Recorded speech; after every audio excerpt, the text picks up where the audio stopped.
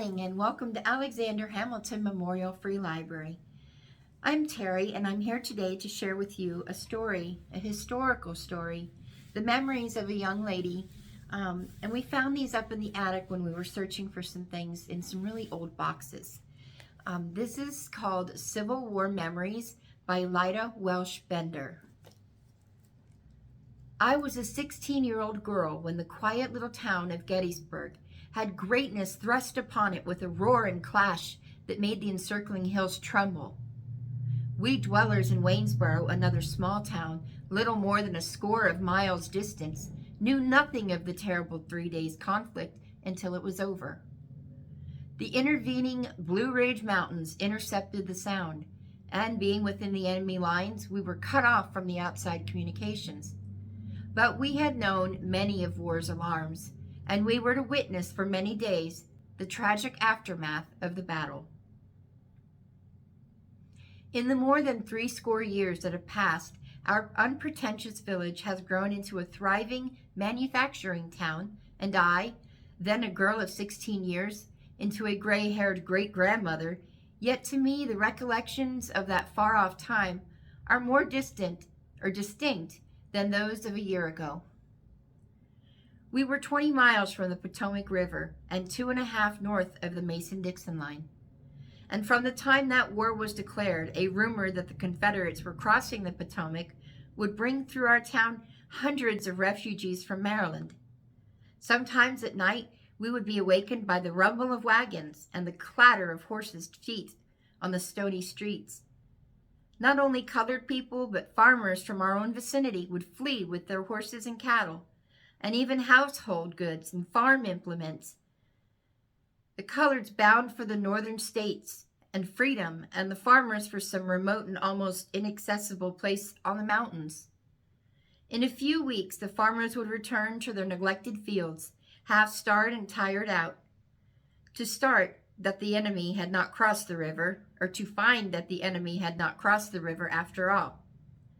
The newly invented verb, skedaddle, forced itself into our vocabulary, and at that time it was immediately put to hard usage, as no word in the dictionary expressed half so well this helter-skelter rout of an army of non-combatants. Other better authenticated words came into common use at the same time, many of them in strange form. An old neighbor informed us that her son was coming home from the army on a furlough or a padroll, or some other outlandish thing. Later she asked for some blue cloth, saying that her boy's haversack was out at the elbows. She confessed that the new word befuddled her. When we expected a visit from our neighbors across the border, we laid in large quantities over provisions, not for hospitality's sake, but for the fear our stores would be looted. We also concealed small articles of value in cunningly contrived pockets and carried them about with us for weeks. We buried silverware and clothing in our gardens, and some persons, to make the hiding place more secure, planted cabbages over them. The plants grew beautifully. We might have spared ourselves the pains. General Stuart made his memorable cavalry raid through the Cumberland Valley, and ignoring our town, recrossed the river. Then we disinterred our buried treasures, much the worse for their healthy reins, and regretted that we had not left them in their accustomed place. The summer of 1862 passed, and September was half gone, when on a bright Sunday noon, at the close of services in the churches, we noticed groups of excited people. On street corners and in front of the hotels, in other public places, when we asked the cause of the excitement, they whispered, "Listen." And for the first time we heard the sound of battle. The two armies had met on the rocky ledges of South Mountain, only 18 miles distant. On Monday, a number of those girls canvassed the town for hospital supplies, and that evening with older women we met to prepare for them. Every detail of that scene is distinct. The low-ceilinged, unfurnished room, the only light in a few tallow candles, and a large cloth basket in the corner. and round a circle of girls, each with a pine shingle, a knife, and a lapful of pieces of old linen tablecloth, towels, and napkins which were scraping into lint. Back of us, the older women were making neat rolls of strips of old soft muslin for bandages. Suddenly, above the scrape, scrape, scrape of the knives, the whish and tearing muslin, and the low murmur of voices, a woman's shrill screams rang out into the night.